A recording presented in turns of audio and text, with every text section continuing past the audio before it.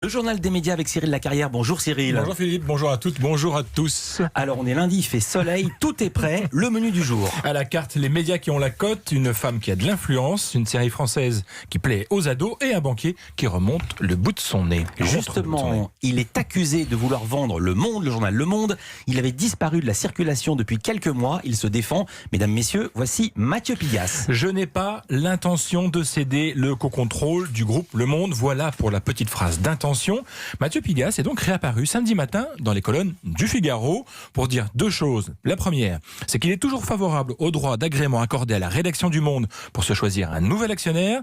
La seconde, mais qu'il refuse en revanche que ce droit se transforme en droit de répudiation. Comprendre, pas question de virer Daniel Kretinsky si sa tête ne vous revient pas. C'est un peu technique, quelle différence entre les deux? Le diable se niche dans les détails, Philippe. D'un côté, la proposition de Pigasse. La rédaction pourra refuser tout nouvel actionnaire à condition d'en trouver un autre qui mettra le même prix sur la table. De l'autre, celle de la rédaction, elle veut pouvoir fixer elle-même ce prix, quitte à passer par un expert indépendant. Et donc, eh bien, tout ce petit monde ne parvient pas à se mettre d'accord. Et oui, en effet, mais attention, je vous rappelle que l'horloge tourne à ce micro. La semaine dernière, Luc Bronner, directeur des rédactions du Monde, et la journaliste Ariane Chemin disaient avoir fixé un ultimatum à leurs actionnaires pour signer ce fameux droit d'agrément, et le délai court jusqu'à demain soir. Alors que se passera-t-il ensuite? On devrait rapidement en savoir plus, puisque Mathieu Pigasse rencontre aujourd'hui le pôle indépendance du Monde. Donc on aura des nouvelles avec vous demain matin. Brigitte Macron a les honneurs du nouveau long format de BFM TV, c'est ce soir. Brigitte Macron, l'influente, c'est le titre de ce doc que propose la chaîne Info ce soir à 21h.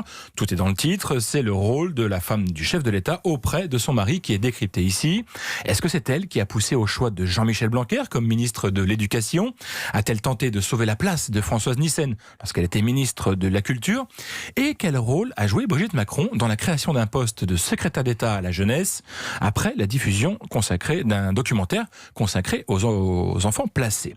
Élément de réponse avec cet extrait, on entend le témoignage d'Andrea Bescon, l'auteur de la pièce Les Chatouilles.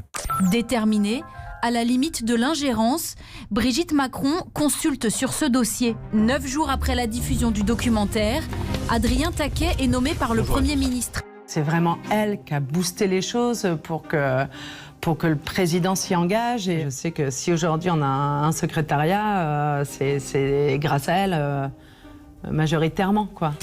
L'influence de Brigitte Macron, c'est aussi sa faculté à recadrer son président de mari, ce que finalement peu de gens doivent pouvoir oser faire. Écoutez un peu ce qu'elle a pensé des fameuses petites phrases qui ont marqué le début du quinquennat d'Emmanuel Macron. Vous allez entendre les journalistes Bruno Jeudi du Paris Match et Nathalie Chuc du Parisien. Cette phrase d'Emmanuel Macron avec l'horticulteur aux journées du patrimoine à l'Élysée, elle est la première à lui dire « T'es complètement con, pourquoi t'as dit ça ?» Vous faites une rue, là, vous allez à Montparnasse, par exemple, vous faites la rue avec tous les cafés, les restaurants. Franchement, je suis sûr qu'il y en a un sur deux qui recrute en ce moment. En gros, elle lui fait comprendre que le président de la République ne peut pas dire ça.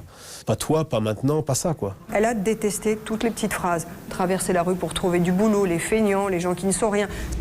La politique sociale, regardez. On met un pognon de dingue dans des minima sociaux, les gens ils sont quand même pauvres.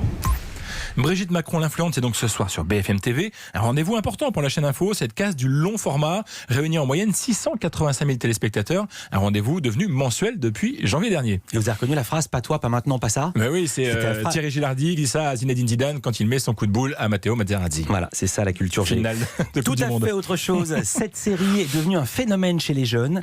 Et si vous n'en avez pas encore entendu parler, demandez à vos ados, ils devraient vous en dire des nouvelles. Scam France, ça continue. La série vient d'être reconduite pour une 6e saison. Et il y a tout lieu de se féliciter de ce succès. L'adaptation française de cette fiction norvégienne a vu le jour en février 2018. Et plutôt que sur cette bonne vieille télé, c'est sur la plateforme numérique France TV / que Scam est venu poser ses valises. Scam raconte la vie d'un groupe de lycéens hétéroclites. Et à chaque saison, son personnage central qui permet d'aborder de nombreux sujets qui interrogent une partie de la jeunesse actuelle. Lors de la saison 4, la précédente, on suivait le parcours d'Iman, jeune femme noire musulmane. Mademoiselle, vas-y, arrête-toi 2 minutes, non? C'est retourne dans ton pays. Il voit pas la galère que c'est d'être jeune et musulman. Et noir. Et noir et une femme. Et toi, Iman, t'as quelqu'un? Ça fait longtemps que je t'ai pas vu danser comme ça. Est-ce que tu es si heureuse? Ça me fait plaisir de te revoir. Tu le connais?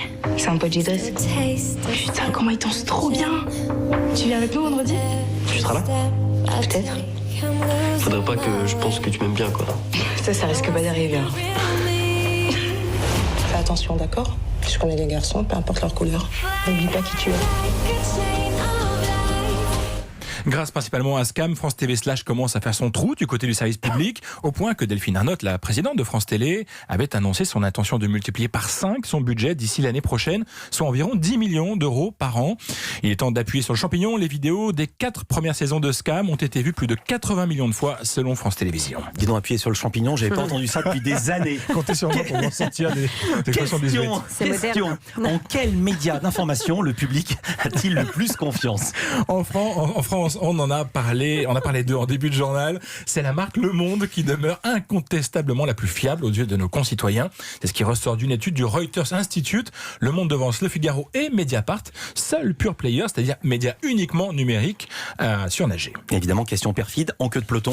Justement, en bas de classement se trouve le HuffPost et Brut, deux médias en ligne.